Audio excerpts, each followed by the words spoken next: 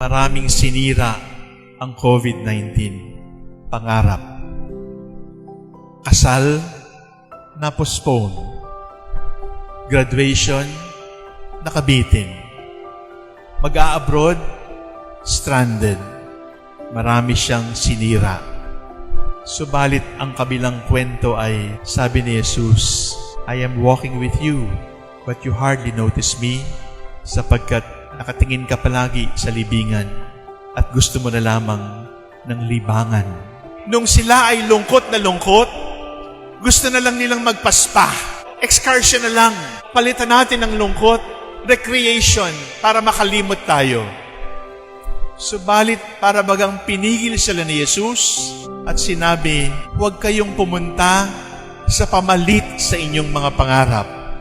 Do not solve your broken dreams by empty recreation.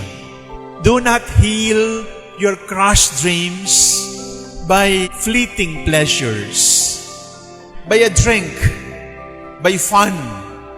No. Hindi ka makakabalik sa iyong pangarap sa libingan o sa libangan.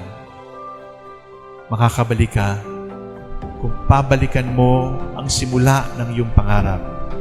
Balikan ninyo at mabubuo muli ang iyong inaasahang makita sa kinabukasan. When we return to the cradle of our dreams, the dreams will rise up again, and our eyes will be open, and we will see Christ again. He told them, you will find me again, and together we will rise up again.